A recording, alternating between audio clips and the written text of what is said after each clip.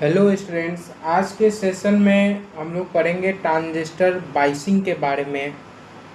ये आपका सब्जेक्ट है एनालॉग इलेक्ट्रॉनिक्स। एसबीटी बिहार के जितने भी स्टूडेंट हैं आप लोग जल्द से जल्द आ जाइए, जुड़ जाइए। आप लोगों का क्लास स्टार्ट हो गया है। जितने भी इलेक्ट्रॉनिक्स ब्रांच से हैं कैंडिडेट स्टूडेंट, वे सभी जल्द से जल्द जुड़ें। आप लोगों का सेशन स्टार्ट होने वाला है।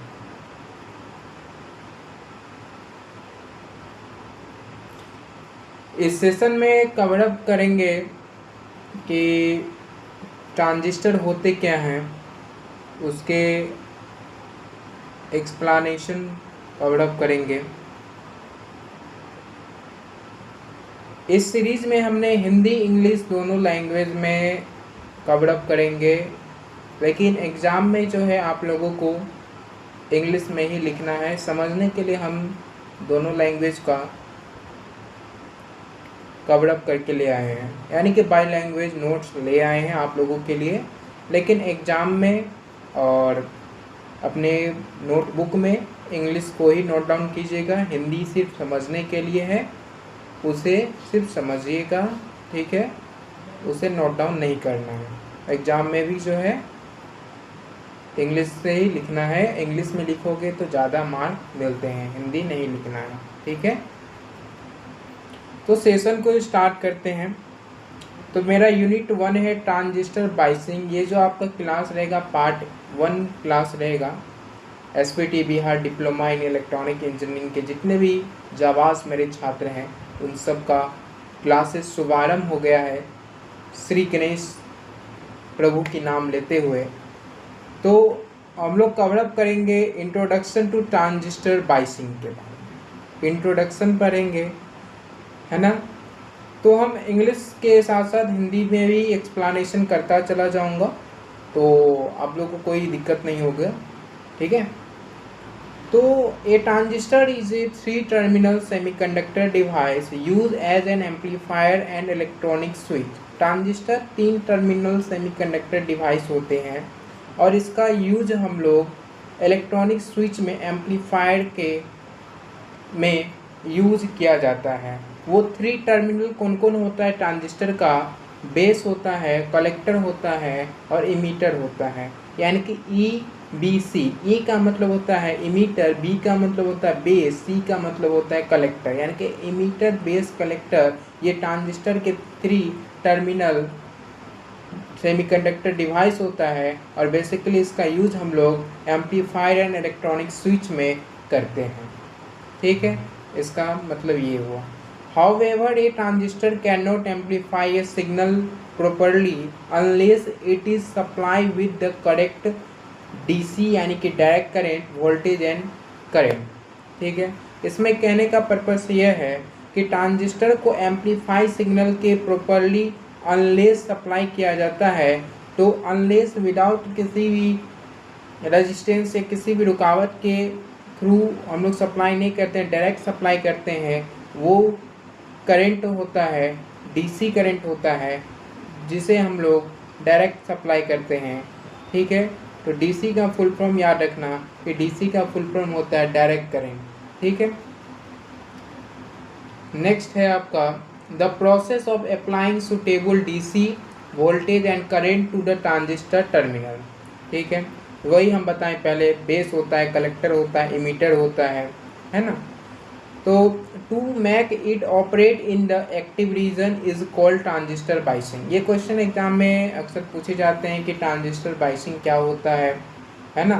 तो आप लोग ऐसे लिख सकते हैं कि the process of applying suitable DC voltage and current to transistor terminal, ठीक है। उसका लिखोगे to make it operate in the active region is called transistor biasing, ठीक है।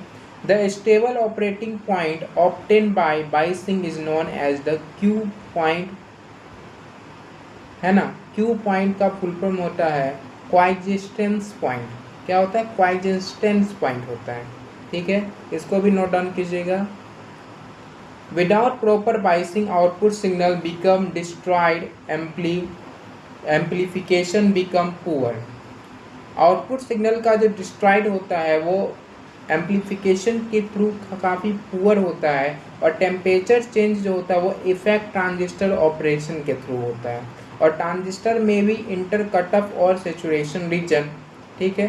Therefore biasing is one of the most important concept in analog electronic. Analog electronic में एक concept काफ़ी important होता है बाइसिंग का, ठीक है। वही हिंदी में लिखा गया है। ट्रांजिस्टर एक 3 टर्मिनल अर्धचालक डिवाइस है जिसका उपयोग एम्पलीफायर यानी कि प्रवर्धक, एम्पलीफायर को हिंदी में प्रवर्धक तथा इलेक्ट्रॉनिक स्विच को इलेक्ट्रॉनिक स्विच ही कहेंगे, के रूप में किया जाता है। लेकिन ट्रांजिस्टर सही तरीके से कार्य तभी करता है जब उसके बेस, कलेक्टर और इमीटर पर उचित डीसी यानी कि डायरेक्ट करंट, डिश धारा, वोल्टेज तथा करंट दिया जाए। ट्रांजिस्टर को उचित डीसी वोल्टेज और करंट प्रदान करके उसे एक्टिव रीजन में कार्य करने की प्रक्रिया को ट्रांजिस्टर बाइसिंग कहा जाता है। बाइसिंग के द्वारा प्राप्त स्थिर कार्य बिंदु यानी कि क्यू पॉइंट जो होता है, कोइंसिडेंस पॉइंट जो होता है यानी कि स्थिर कार्य बिंदु, उसी को हम लोग कहते हैं, ठीक है। नेक्स्ट है कि यदि बाइसिंग सही नहीं होगा तो आउटपुट सिग्नल डिस्ट्रॉयड हो जाएगा। आउटपुट सिग्नल क्या होगा? डिस्ट्रॉयड हो जाएगा। एम्प्लीफिकेशन सही नहीं होगा तो टेम्परेचर का प्रभाव अधिक पड़ेगा, ट्रांजिस्टर कट ऑफ और सेचुरेशन रीजन में वो चला जाएगा। इसी कारण ट्रांजिस्टर बाइसिंग एनालॉग इलेक्ट्रॉनिक का सबसे महत्वपूर्ण विषय माना जाता है। अब इनका हम लोग कवर अप करेंगे कि इसमें इम्पोर्टेंट फुल फॉर्म कौन कौन से हैं, ठीक है। जैसे कि डीसी हुआ, डीसी का फुल फॉर्म होता है डायरेक्ट करेंट, और हिंदी होता है इसका दिष्ट धारा, ठीक है।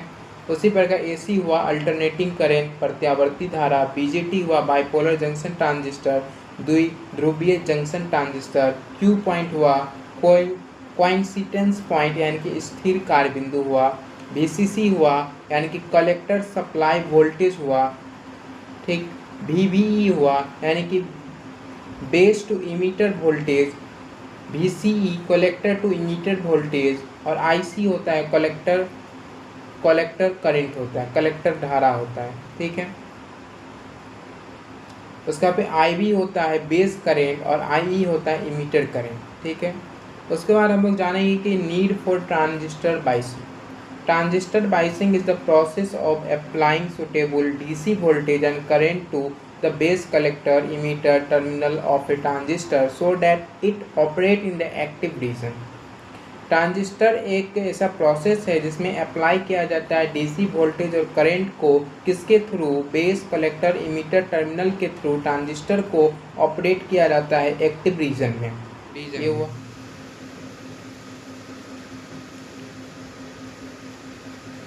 उसके बाद हम लोग कवर करेंगे नेक्स्ट पॉइंट, ये जो बताएं यही लिखा हुआ है कि ट्रांजिस्टर के बेस, कलेक्टर तथा इमीटर टर्मिनल पर उचित डीसी वोल्टेज और करंट देकर उसे एक्टिव रीजन में कार्य करने की प्रक्रिया को ट्रांजिस्टर बाइसिंग कहते हैं। Why do we need transistor biasing? तो biasing is required because to operate the transistor in active region the transistor act an amplifier only in the active region. Transistor को एक्टिव रीजन में कार्य कराने के लिए amplifier के रूप में ट्रांजिस्टर केवल एक्टिव रीजन में ही कार्य करता है। To obtain faithful amplification the output signal should be an exact amplified copy of the input signal without destruction. यानी कि बिना डिस्ट्रक्शन के एम्पलीफिकेशन प्राप्त करने के लिए इनपुट सिग्नल का आउटपुट समान आकार का लेकिन अधिक परिमाण वाला होना चाहिए, तभी वो वर्कआउट करेगा। टू मेंटेनेंस या maintain a stable Q point, the operating point should remain constant even when temperature और ट्रांजिस्टर पैरामीटर, यानी कि Q पॉइंट को स्थिर रखने के लिए तापमान और ट्रांजिस्टर के पैरामीटर बदलने पर भी कार्य बिंदु जो होंगे वो स्थिर ही रहना चाहिए। To prevent thermal runaway proper biasing prevent executive collector current cause by temperature rise. Thermal runaway से बचाने के लिए सही बाइसिंग तापमान बढ़ने पर कलेक्टर करंट को नियंत्रित रखती है। To improve performance the proper biasing improve efficiency, stability, gain and reliability. Transistor के प्रदर्शन को बेहतर बनाने के लिए सही बाइसिंग से स्टेबिलिटी, गेन और रिलायबिलिटी बढ़ती है। एडवांटेज इनका हो गया stable operation, high quality amplification, less signal destruction, better temperature stability, longer transistor life, improve efficiency, reliable amplifier operation. Transistor स्थिर रूप से कार्य करता है, एम्प्लीफिकेशन बेहतर मिलता है, सिग्नल डिस्ट्रक्शन कम होता है, तापमान का प्रभाव कम पड़ता है, ट्रांजिस्टर की जो आयु बढ़ती है, कार्य क्षमता एफिशिएंसी बढ़ती है, एम्पलीफायर अधिक विश्वसनीय बनते हैं। डिसएडवांटेज है destroyed output, unstable Q point, low gain, thermal runaway, poor efficiency, possible transistor damage. Application है audio amplifier, proper transistor biasing is use in audio amplifier, radio receiver, television circuit, power amplifier, signal amplifier, communication system, industrial electronic equipment. Hindi आप लोग देख लीजिएगा, ठीक है। उसके बाद है आपका रियल लाइफ एग्जाम्पल, जैसे कि think of motorcycle engine. If the engine receive the correct amount of fuel, it run smoothly. It is if it receive too little or too much fuel, the engine does not perform proper. Similarly, if a transistor receive the correct DC voltage and current, it work efficiently. This process is called biasing. यानी कहने का मतलब यह है कि एक motorcycle के engine की कल्पना कीजिए। यदि इंजन को सही मात्रा में ईंधन मिले तो वह अच्छी तरह चलता है, यदि ईंधन कम या अधिक हो जाए तो इंजन सही ढंग से कार्य नहीं करता है। इसी प्रकार यदि ट्रांजिस्टर को सही डीसी वोल्टेज और करंट मिले तो वह सही तरीके से कार्य करता है। इसी प्रक्रिया को हम लोग बायसिंग कहते हैं। और VVI क्वेश्चन है, ये वेरी शॉर्ट है, जो आप लोग इसे नोट डाउन करके कवर अप कर लेंगे, ठीक है। डिफाइन ट्रांजिस्टर बायसिंग, जो पढ़ाया गया है उसी से क्वेश्चन बना के दिया गया है, जो कि काफ़ी इंपॉर्टेंट आपके लिए है। पहला है डिफाइन ट्रांजिस्टर बायसिंग, सेकंड है what is Q point, third है why is transistor biasing necessary, fourth है what is active region, fifth है write any two advantage of transistor biasing, और शॉर्ट है आपका explain the need for transistor biasing, what is faithful amplification, explain the importance of Q point, what are the advantage of proper biasing, what are the advantage of improper biasing. Long question में पूछा जाएगा explain transistor biasing in detail with suitable example, why is transistor biasing necessary, explain with advantage and application, explain the important of biasing in amplifier circuit. Quick revision हम लोग कर लेते हैं। हम लोग biasing provide proper DC voltage and current, Q point means coincidence point, active region is used for amplification, proper biasing improve stability and gain, improve biasing causes destruction and thermal runaway।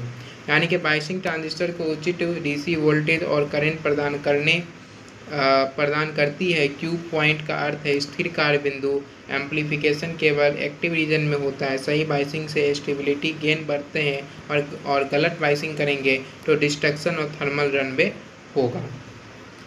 उसके बाद हम लोग next class में हम लोग part 2 transistor biasing का ही लाएंगे, लेकिन उसमें हम लोग कवर अप करेंगे transistor parameter considered for biasing, ठीक है। तो आज का सीरीज यहीं तक रहा, फिर मुलाकात होगी फिर नेक्स्ट सेशन में। आज के लिए इतना है। इस वीडियो को ज़्यादा से ज़्यादा शेयर कीजिएगा, जो इलेक्ट्रॉनिक बैकग्राउंड के जितने भी स्टूडेंट हैं उन सभी के पास पहुँचे और वो अपने पढ़ाई को कंटिन्यू बनाए रखें, ठीक है। और आज का सेशन ही इतना ही। Thank you, bye.